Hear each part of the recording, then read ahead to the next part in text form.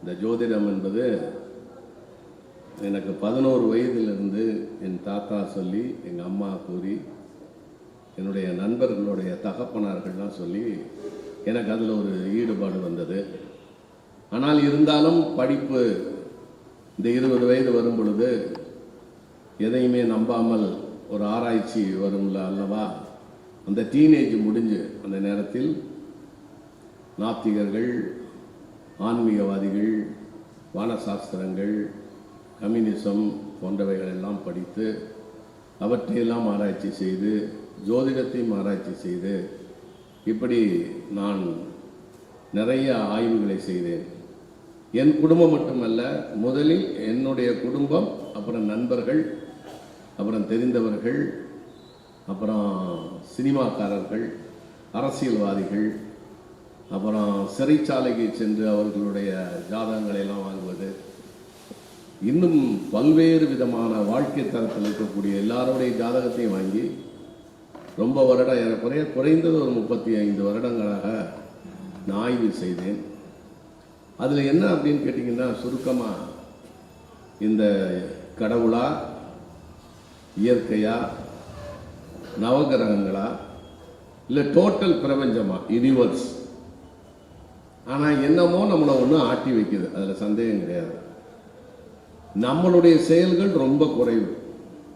பகவத்கீதையில் சொன்ன மாதிரி கடமையை செய், பலனை எதிர்பாராதேன்னு. நல்ல தர்மம் செய்கிறாங்க, குழந்தைங்களே இல்லை. பாவங்களை மட்டுமே செய்து கொண்டிருக்கிறார்கள். அவங்க எத்தனை கொண்டாட்டி கட்டினாலும் குழந்தை இருக்கு. என்னன்னு தெரியல. ஆராய்ச்சி. ஆஸ்பத்திரி போகும்போது சாமி கும்பிடாம போனவன் திருப்பி வந்துடுறான். சாமியே கும்பிட்டுட்டு அங்கேயும் போய் சாமி கும்பிட்டவங்கலாம் ஆஸ்பத்திரியை விட்டு நேராக பெசனர் தான் போகிறாங்க. யாரும் வீட்டுக்கு வரல. இந்த கேள்விக்கு பதில் விடை தெரியாது யாருக்குமே. ஆனால் அதற்காக ஜோதிடம் என்பது பொய்யல்ல. ஓரையிலிருந்து ஆண் பெண் ஓரையெல்லாம் நான் ஒரு 200 பிள்ளைகளை ஆய்வு செய்வேன். சரியாக இருக்கிறது. ஆண் பெண் ஓரை. யாராருக்கு திருமணமாகலே எல்லாரையும் பார்த்தேன். உண்மையிலேயே திருமணம் ஆகலைங்கிறதுக்கு தெரியுது நல்லா. திருமணமானவர்கள், விவாகரத்து, ஒரே வீட்டில் வாழ்ந்து கொண்டு வாழாதவர்கள், எவ்வளவு அறிவு, எவ்வளவு திறமை இருந்தோம், நடிப்பு திறமை இருந்தோம், நடிப்பு வராதவர்கள், திறமை குறைவாக இருந்தும் மார்க்கெட்டில் ரொம்ப அருமையாக இருக்கக்கூடிய நடிகர்கள், இதெல்லாம் ஆய்வு செய்து பார்க்கும் பொழுது என்னமோ இருக்கிறது. அதை நம் ஜோதிடர்கள் கணிக்கிறார்கள். பாராட்டுக்குரியது. ஆனால் இந்த ஜோதிடர்களுக்கு யார் எதிரி என்றால், நாத்திகவாதிகள் அல்ல, திராவிட கழகம் அல்ல, கம்யூனிஸ்டுகள் அல்ல. முதல் எதிரியே ஜோதிடர்கள் தான். ஏன்னா இவங்க தப்பு தப்பா சொல்லி விட்டுறது, அறகுறையா படிச்சுட்டு. நான் இன்னைக்கும் கணிக்க மாட்டேன் ஜோதிடம். நான் ஒரு 83 செப்டம்பர் மாதத்திலிருந்து ஜோசியம் படிக்கிறேன். ஆனால் நான் இன்னும் யாருக்கும் கணித்து சொல்ல மாட்டேன். அந்த அளவுக்கு எனக்கு அறிவு கிடையாது. கணித்து சொல்ல வேண்டும் என்றால் ஒரு 15 வயது 10 வயதிலிருந்து ஜோதிடம் படித்து கொண்டே இருக்க வேண்டும். அப்படியெல்லாம் படித்தாதான் ஓரளவு கணித்து சொல்ல முடியும். இதில் நியூமராலஜி இருக்கு, பிரசன்ன ஜோதிடம் இருக்கு, ஏடு ஜோதிடம் இருக்கு, எண்கணிதம் இருக்கிறது, இப்படியெல்லாம் கைரேகை இருக்கிறது, இப்படி நிறைய இருக்கிறது. இதெல்லாம் ஒரு வியாபாரமாக்கி ஜோதிடர்களே ஜோதிடர்களுக்கு எதிரியாகவும், இந்த கடவுள் பக்தர்கள் எல்லாம் முதல் எதிரிகள் ஜோதிடத்துக்கு. ஏன்னா கடவுள் 2ஆம் இடத்திற்கு சென்று விடுவார் என்று அவர்கள் ஜோதிடத்துக்கு முக்கியத்துவம் கொடுத்து விடுவார்கள். கடவுளை நம்ப மாட்டார்கள் என்று அந்த கடவுளுக்கும் அந்த ஜோதிடத்துக்கும் ஒரு லிங்க் வச்சிட்டாங்க. இப்போ 7.5 சனி நடக்குதா, இந்த கோயிலுக்கு போ. ராகுக்கு கேது திசை நடக்குதா, இந்த கோயிலுக்கு போ. இந்த பரிகாரம் ஒன்றை சொல்லி பொருளாதாரத்தை எல்லாம் நிறைவு செய்ய வேண்டும் என்ற கருத்தும், இந்த நவதானியங்கள் எல்லாம் உற்பத்தி ஆக வேண்டும் என்றது. நம்ம நாட்டில் இந்த ஜோதிடமும் அந்த கடவுளும் நிறைய பொருளாதார பின்னணி, அந்த நெட்வொர்க், அது ரொம்ப நல்லா பண்ணியிருக்காங்க.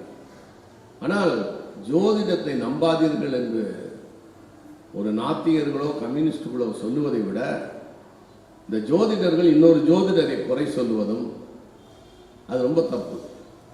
அவர் சொன்னது ஒன்றும் சரியில்லைங்கிறது, அவரை சிரிக்கிறது, இது போன்ற டிவி போன்ற நிகழ்ச்சிகள் எல்லாம் சில தவறான விஷயங்களும் சொல்லுகிறார்கள். ஆனால் இன்று வரை நான் இதைத்தான் முழுமையாக நம்பியிருக்கிறேன். நான் 85 மார்ச்சிலிருந்து இன்னைக்கு வரைக்கும் எந்த முயற்சியும் பண்ணலை. நல்லா தான் இருக்கேன். நான் ஒன்றும் குறைஞ்சிருக்கேன். இன்றைக்கு வரைக்கும் நான் யார்கிட்டையும் போய் சான்ஸ் கேட்க மாட்டேன். எனக்கு தெரியும் என்ன நடக்க போகுதுன்னு எனக்கு தெரியும். அப்புறம் எதுக்கு நான் போய் வெளிநாவில் உங்களை போய் ஒருத்தர் நல்ல ஜோதிடம் தெரிஞ்சதுன்னா எவன் காலையும் விட மாட்டான். யாருக்கு தன்னம்பிக்கை இல்லையோ அவன் தான் இன்னொருத்தன் காலிலே விடுவான். இப்போ எம்ஜிஆர்ட்டையும் சிவாஜி கிட்டையும் ஆசீர்வாதம் வாங்குறது அவங்க சாதனை புரிந்தவர்கள் என்பதுக்கு நான் மரியாதை கொடுத்துறேன். ஆனால் இவன் காலில் விழுந்தாதான் நமக்கு காசு கிடைக்கும், வீட்டு சாப்பாடு கிடைக்கும் போய் விழுகிறது மாதிரி அவன் தன்னம்பிக்கை இல்லாதவன். தன்னை பற்றி தெரியாது. எனக்கு தெரியும்.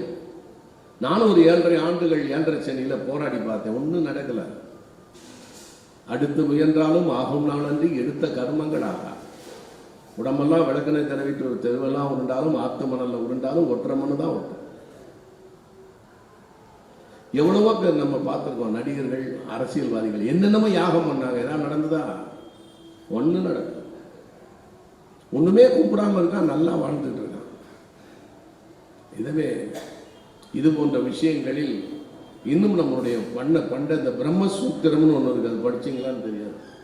பிரம்மசூத்திரம் அது என் ஃப்ரெண்டு ஒருத்தர் படிச்சுட்டு சொல்றா. ஒரே பாடலாம் அலங்காரம் மாதிரியே இருக்கு. இந்த பாடலா அதை சொல்லி ரொம்ப என்ன ஆயிடுச்சிங்க. இந்தியா மாதிரி ஒரு நாடை பார்க்கவே முடியாது. இந்த 60 வருஷத்துல எப்படி சொல்லி இன்னைக்கு மழை பெய்யும், ஏன் விளம்பி ஆண்டுனா நல்ல மழை பெய்யுங்கிறான், மன்மத ஆண்டுனா மழை பெய்யுங்கிறான், தாரண வருடம்னா மழை பெய்யுங்கிறான், தாது வருடம்னா பஞ்சங்கிறான். என்னென்ன மாதிரி எழுதி வச்சிருக்கிறான். விஞ்ஞானிகளுக்கே ஆச்சரியமா இருக்கிறது. ஆனால் இவைகள் எல்லாம் நல்ல விஷயத்துல நீங்கள் பயன்படுத்தி சாதகமானதை சொல்ல வேண்டும் என்பதற்காகவே ஓரளவு சாதகமாக சொல்லலாம். அடிச்சு விட்டுறாங்க, பொய்யா விட்டுறாங்க. நல்லா இருப்பேன், உனக்கு தூள் கலப்புது, உனக்கு குரு பார்வை வந்துருச்சு. என்ன சாமி கும்பிட்டாலும் ஒன்றும் நடக்காது. கர்ணனுக்கு கடைசி வரைக்கும் அவனை மாதிரி ஒரு கொடையாளி கிடையாது. அவன் கடைசி வரைக்கும் கஷ்டம்தான் பட்டான்.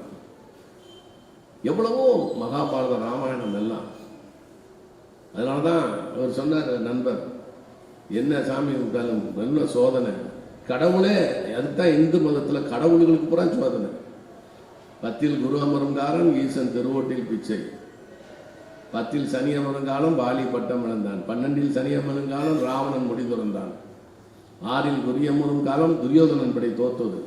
இப்படியா எழுதி வச்சிருக்காங்க. இறைவன்களுக்கு அந்த கதி என்றால் மானிடர்கள் எம்மாத்திரம் என்று மிக அருமையாக சாஸ்திரம் சொல்லியிருக்கிறார்கள். நானும் இப்போ நம்பிக்கிட்டு இருக்கேன். எல்லாம் சொன்னதை வச்சு நாளைக்கு குரு பயிற்சி, புராட நட்சத்திரம் நடக்கிறது குரு திசையில், நீச்ச திசை, சந்திர புத்தி, குரு பார்வை இருக்கு அப்படின்னு சொன்னாங்க. சொல்லி முடிச்சதுக்குள்ளேயே ஒரு 4 படம் புக் ஆயிடுச்சு. நான் எங்கே போய் கேட்டேன், நான் யாராவது போய் பார்த்தேனா? யாரையும் போய் பார்க்கல. உடனே ஒரு பேப்பரில் கூப்பிட்டு நீங்கள் கட்டுரை எழுதுங்கிறாங்க. பேசி புகழ் பெறுவாய். நான் 2ல் செவ்வாய் கேது எனக்கு. அதனால பேசி புகழ் பெறுவாய். எவ்வளவு நேரம் பேசினாலும் மக்கள் கேட்டுக்கொண்டு இருப்பார்கள். செவ்வாய் 2ல் உட்கார்றதுனால தான் குரல் இப்படி இருக்கு. கேது உட்கார்ந்து இருக்கிறதுனால தான் பேசுவதெல்லாம் ஞானம். இது என் பெருமை அல்ல, எனக்கு விழுந்த ஜாதகம் அப்படி. நான் பெருமைப்பட்டு சிவாஜி கூட என்னை பாராட்டினார். ஓ குரல் ரொம்ப நல்லா இருக்கு அப்படின்னா. சத்யராஜ் பாராட்டு.